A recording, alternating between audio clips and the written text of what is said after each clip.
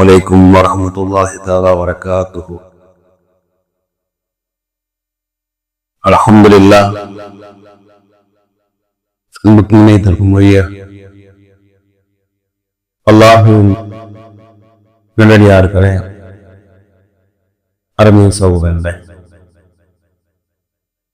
அல்லாஹ்வுடைய ரஹ்மத்தும் கருணையினால் நாள்தோறும் சில நல்ல விஷயங்களை அறிந்து வருகின்றோம்.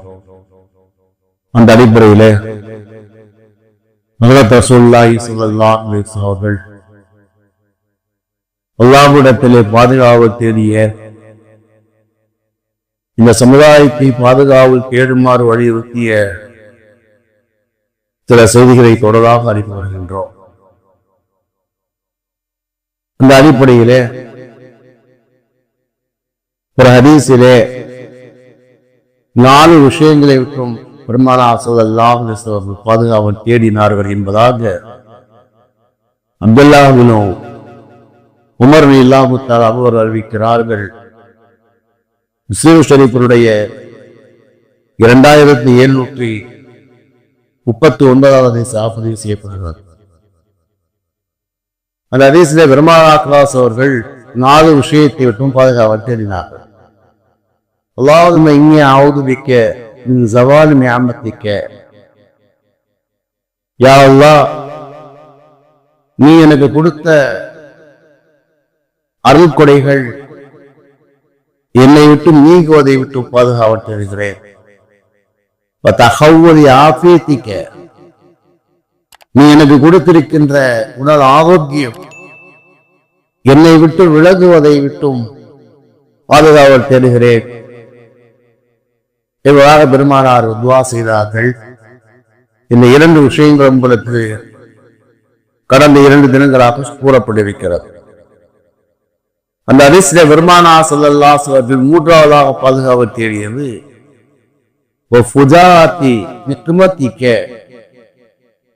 உன்னுடைய திடீர் தண்டனையை விட்டும் என்னை பாதுகாப்பாயாக என்ற துஆவை ஹஜ்ரத் ரசூலுல்லாஹி ஸல்லல்லாஹு அலைஹி வஸல்லம் கேட்டு வந்தார்கள்.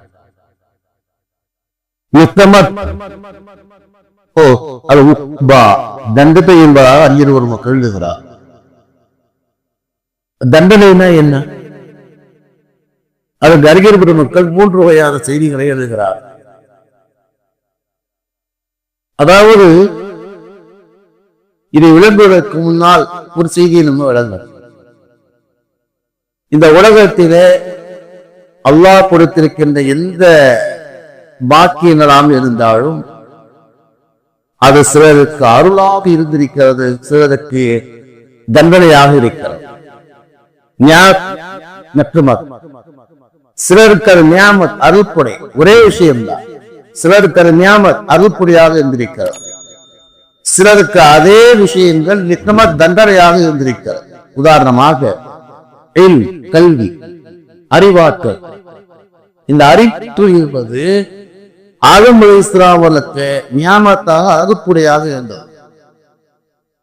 வஅல்லம ஆதம அஸ்மாஅக்குல்லஹா, அதாவது ஆதம் அலைஹிஸ்ஸலாமுடைய அந்த கல்வி காரணமாகத்தான் மலக்குகளை அல்லாஹ் தஆலா ஆதம் அலைஹிஸ்ஸலாமுக்கு சிஜ்தா செய்ய வைத்தார். அந்த வரலாறு குர்ஆன் நினைப்பாருங்க. நான் வரலாறு சொன்ன சும்மா வேற மாதிரி ஆயிப்போம். அப்ப அந்த அறிவின் மூலமாகத்தான், கல்வியின் மூலமாகத்தான் ஆதம் அலைஹிஸ்ஸலாமுக்கு அல்லாஹ் கண்ணியத்தை கொடுத்தார். அவருக்கு ஞாபகம் அறிவின் மூலமாகத்தான் இப்லீஸ் சொர்க்கத்தை விட்டு வெளியே போனான். அவன் அறிவை கொண்டுதான் கேட்டான். நான் ஏன் ஒரு மனிதனுக்கு, ஏன் மண்ணால படைக்கப்பட்ட மனிதனுக்கு என்னை விட தரம் தாழ்ந்தவங்க செஞ்சா செய்யணும், நான் உயர்ந்தவையும் தாழ்ந்தவங்க கேட்ட கேள்வி நியாயமான விஷயம் தான் கேட்டான். ஆனா அல்லாஹ்வுடைய ஏவலுக்கும் மாறு சில காலத்தினால வெளியே வந்தான். அப்ப அது அறிவு, அறிவாற்றல் இருக்கிறது, கல்வியாற்றல் இருக்கிறது இல்லையா? இது ஆதம் அலைஹிஸ்ஸலாமுக்கு நியாமத், இப்லீஸுக்கு நியமத் தண்டனையாக இருக்கு. செல்வம் என்பது சிலருக்கு இருக்கிறது, சிலருக்கு தண்டனையாக இருக்கிறது. போன்றவர்கள், உஸ்மானே கரீம் போன்றவருக்கு அருளாவுக்கு இருந்திருக்கிறது. ஏன்னா ரசூலுல்லாஹ் சொன்னாங்க, நபியுடைய விரிவாக்கம் வேற தேவையா இருக்கு, பக்கத்து இடத்தை யாராவது வாங்கி கொடுத்தீங்கன்னா சொர்க்கத்துக்கு நான் போறேன். உஸ்மான் அணி வாங்கி கொடுத்தாரு, காசு போய் வாங்கி கொடுத்தாரு. மக்கள் தண்ணீரை கஷ்டப்படுறாங்க, அந்த பேரை ரூமாவை யாராவது வாங்கி பொதுமக்கள் வப்பு செய்ய சொர்க்கத்துக்கு நான் பொறுப்புனாங்க ரசூல்லா. அவர் வாங்கி கொடுத்தாரு, 35,000 கிரகத்துக்கு வாங்கி கொடுத்தாரு. அப்போ அந்த பொருள் என்பது சில அருள், 11 அல்லாஹ் சொல்வார், அது அல்லாஹ்வுடைய அருள். பொருட்படி அல்லாஹ் அருள் என்று அல்லாஹ்வுடைய அருளை தேர்ந்து அல்லாஹ் சொல்வான். அந்த அருள் என்ற வல்லுகிற வார்த்தைக்கு பொருள் என்பது அது அப்துல் போட்டவருக்கு, அதே மாதிரி உஸ்மானிய கவி போனவருக்கு அந்த பொருள் என்பது அதே பொருள்தான் காரமுடைய அழிவுக்கு காரணம். சூரத்தை கசசில கடைசியில சொல்வாங்க, காரும் மிகப்பெரிய செல்வத்தை அவரை பார்த்தவர் சொன்னார், பிரமித்து போனார், வியந்து போனார், யாரைத்தான் சிலமாவுக்கு காரணத்து கொடுக்கப்பட்டிருக்கும் மாநில கொடுக்கப்பட்டிருக்க கூடாதா? இன்னும் குறிதோ ஹல்கின் அலி, அவர் பெரிய பாக்கியசாலியா இருக்கானே சொன்னார். அதே செல்வம் தான் அவருடைய அழிவுக்கு காரணமாக. மூசா அலைஹிஸ்ஸலாம் ஏற்று குல மறுத்தார், ஜக்காத்தை கொடுக்க மறுத்தார், உலகத்திலே குழப்பங்கள் செய்தார். அதே மாதிரி தான் இந்த உலகத்தில் எதுவாக இருந்தாலும் சரி, அல்லாஹ்வுடைய எந்த பாக்கியமாக இருந்தாலும் சரி, கல்வியாக இருந்தாலும் சரி, செல்வமாக இருந்தாலும் சரி, பதவியாக இருந்தாலும் சரி, இந்த பதவியை கொண்டு இந்த உலகத்தில் மிகப்பெரிய சேவையை செய்தவர்கள், மிகப்பெரிய உயர்ந்த அந்தஸ்தை படைத்தவர்கள் இருக்காக்கம். அதற்கு துமரே பாரத் போன்றவதற்குதான் பதவி என்பது அருள். அவனுடைய ஆட்சி உலகத்தினுடைய எல்லாரும் போற்றினார்கள். காதிஜத்தில கேட்கப்பட்டது, இந்த நாட்டிலே யாருடைய ஆட்சி வர வேண்டும் வாங்கி ஆசைப்படுங்க, கலீஃபா உமருடைய ஆட்சி வர வேண்டும் ஆசைப்படுன்னு சொன்னார். அந்த அளவுக்கு அந்த பதவியை கொண்டு இந்த உலகத்தினுடைய சேவைகள் செய்தார். அதே பதவியின் மூலமாகத்தான் ஃபிரௌன் அழிந்து போனான், நம்மளுக்கு அழிந்து போனான். அப்படின்னா அல்லாஹ்வுடைய ஒரே விஷயம்தான், அல்லாஹ்வுடைய ஒரு அருள், ஒரு விஷயம் சிலருக்கு அருளாக இருக்கு, சிலருக்கு தண்டனையாக இருக்கார். அந்த அடிப்படையில நெக்மத்துங்கிற வார்த்தைக்கு அறிகிற ஒரு மக்கள் 3 செய்தியை சொல்றாங்க. என்ன சொல்றாங்க அப்படின்னா,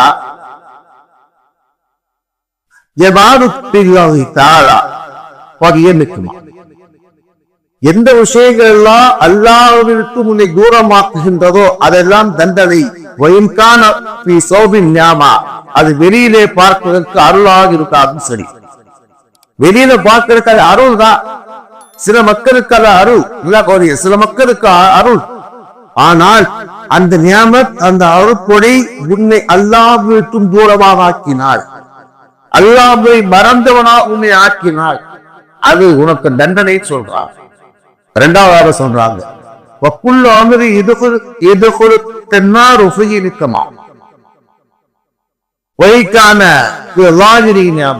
அது வெளியிலே பார்ப்பதற்கு அருளாக இருந்தாலும் எந்த பாக்கியங்கள் நீ நரகம் செல்வதற்கு காரணமாக இருக்குமோ அதெல்லாம் தண்டனை.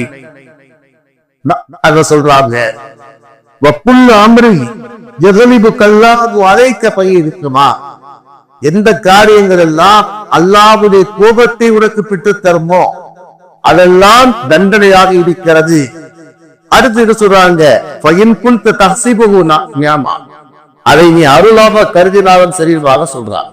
அப்படின்னா சுருக்கமா என்ன சொல்றாங்கன்னா, வெளியிலே பார்ப்பதற்கு அருள் தான், வெளியிலே பார்ப்பதற்கு அருளாக நினைக்கின்றார், உண்மையிலே பாக்கியம் தான்.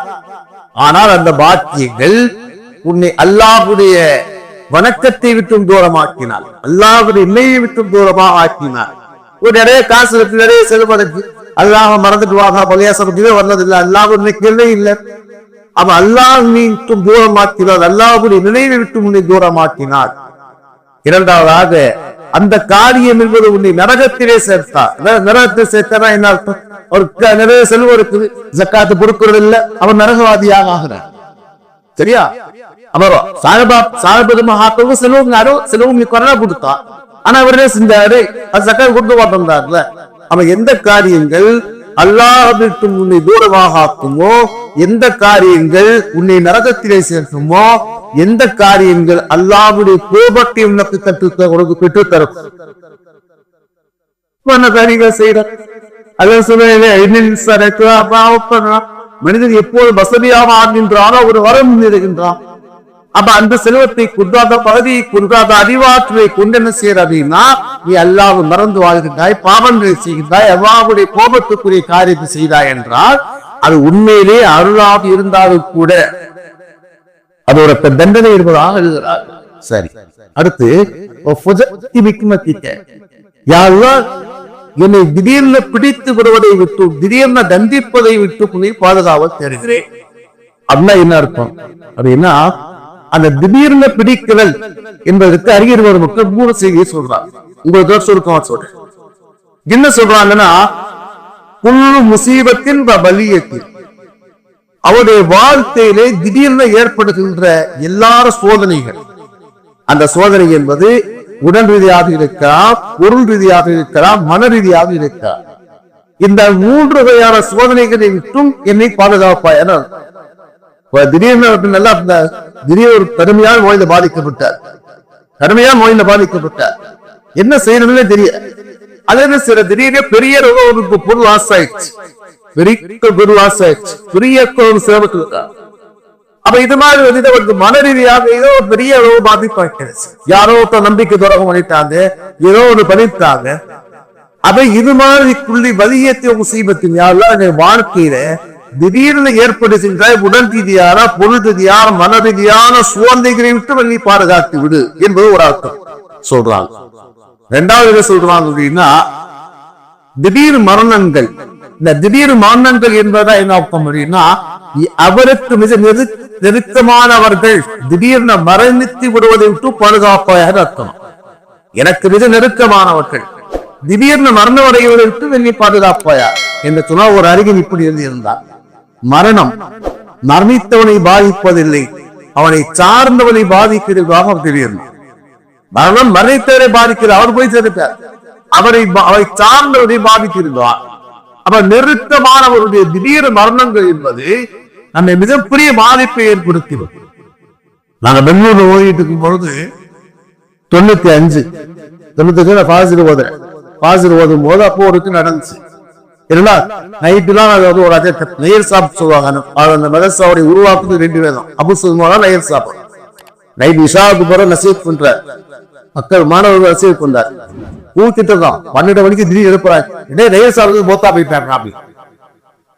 நைட்டு மோத்தா போயிட்டாரு சொன்ன உடனே எனக்கு பதறி நெஞ்சம் பதறி போய் எனக்கு ஒரு மாதிரி ஆயிட்டேன். கடைசியில நான் முடியாத போய் படத்துக்கு வீராரசு கொடுத்துவாங்க. அவங்க இதை ஓதி பதவி சரியாத்தலாம். எனக்கு ஒரு மாதிரியா வெவச்சு போய் மெய் சேஞ்ச் மாதிரி ஆகி போய் கண்டுதான் பயமா இருந்து ஒரே அழகு. கடைசியில வீராரசு ஓதி பார்த்து எதையும் சொல்லி பார்க்கல. அவன் என்னன்னா, நமக்கு நெருக்கமானவர்கள் திடீர்னு மரணம் அடைவது என்பது நமக்கு மிகப்பெரிய சோதனை ஏற்படுத்தும். என்ன சொல்றான், நமக்கு நெருக்கமானவர்கள் திடீர் மரணம் இல்லை. சரி வந்து ஒரு தபு கடந்து செல்கிறார்கள். அவரை கடந்து செய்யறாங்க. ஒரு அம்மா உடனே செய்யறாங்க, தபுரை உட்கார்ந்து அழுகிறார். இந்த ரியாத சாலிகள் பாபு சபருக்கிற பாடத்தில் இருக்கு நிறைய கிதாபு. அம்மா அழுதுட்டு இருக்கான். ஏன்னா அவங்களுடைய மகன் இறந்து போய்விட்டார். அழுதான் ஒரு சோதனை தெரியுமா. நாங்க ஒரு போயிருந்தோம், குடாமாவது போயிருந்தோம். ஜும்மா அன்னைக்கு எல்லாம் ஓதி கொடுத்தேன். நான் தமிழ் துவாலாம் வச்சுக்கிறேன். அதனால சரி யாருக்கு துவா ஓதணும் நான் அனுபவிச்சிட்டேன். பெரிய போட்டீஸ்வரர் என்ன அப்படின்னு கேட்டா, ஒரு வாழ்க்கையில துவதைத்து விட தெரியுமா, நமக்காக துவா செய்ய வேண்டிய பிள்ளைகளுக்கு நாம் துவா செய்வதா அது பெரிய கொடுமை இல்லை. அந்த பிள்ளைய போக்கா போய் அவங்க துவா செய்யக்கூடிய எல்லாருமே ஒரு மாதிரி ஆயிட்டோம். அப்ப மாதிரி வந்து அந்த அம்மா அழுகுறாங்க, உட்கார்ந்து அழுகுறாங்க. ஏன்னா அவங்களுடைய மகன் இறந்து போயிட்டா அழுகுறாங்க. ரசூலா போவாங்க, ரசூலாவுக்கு தெரியும், அம்மா தெரியும், ரசூலாத்துனா பொறுமையா அறிவாங்க. அப்ப அந்த அம்மா சொன்னாங்க, எனக்கு ஏற்பட்ட கஷ்டம் முசீபத்து உங்களுக்கு ஏற்பட்டாலும் அந்த வேலை தெரிவித்தாங்க அவங்க தத்து. இது ரசூல் நம்ம பார்க்கவே சுலா போற இஸ்பிரி நீ பொறுமையா சொன்னாங்க. நம்ம சொன்னாங்க, எனக்கு ஏற்பட்ட கஷ்டம் உங்களுக்கு ஏற்பட்டாங்க அந்த பாதிப்பு தெரியும் சொல்லி ரசூல்லா பதில் சொல்ல போயிட்டார். ரசூல்லாவை பின்னால போன சஹாபா பின்னணியை சொன்னாங்க, நீ யார்கிட்ட பேசுனது தெரியுமா? சொல்லாத பேசல. ரசூல் இந்த வார்த்தையை சொல்லுவாங்க. அந்த அம்மா போய் ரசூல்லா மன்னிப்பு கேட்போம். அப்புறம் ரசூல்லா சொல்லுவாங்க, அஸ்ஸபுர் இந்த சிரமத்தை ஊரா, பொறுமை என்பது துக்கத்தின் ஆரம்ப நேரத்தில் ஏற்படுவதுன்னு சொல்லுவாங்க. பொறுமைனா என்ன அர்த்தம்? துக்கத்தின் ஆரம்ப நிலை ஏற்படும். ஏதாவது வார்த்தையில பேசிவிட்டு அதுக்கு பிறகு மன்னிப்பு கேட்பதை விட ஆரம்பத்திலே பொறுமையாக்குன்னு சொல்லி சொன்னாங்க, புரிஞ்சு போச்சு. இப்ப என்ன எழுதுறாங்க அப்படின்னா, அதாவது திடீரென நமக்கு நெருக்கமானவர்கள் இறந்து விடுவது என்பது நமக்கு மிகப்பெரிய பாதிப்பை ஏற்படுத்தும். எப்படிப்பட்ட பாதிப்பை ஏற்படுத்தி சொல்றாங்க, அவருடைய அறிவு என்ன செய்ய மங்கிப்போ.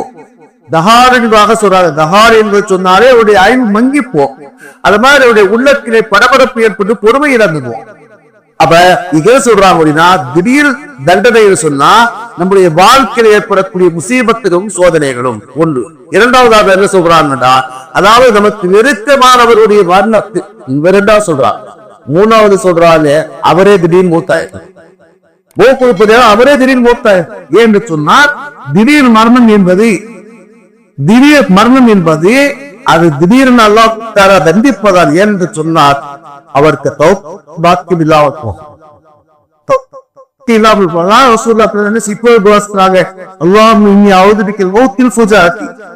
திடீர் மௌத்தை விட்டு மிகவும் பாதுகாப்பாக.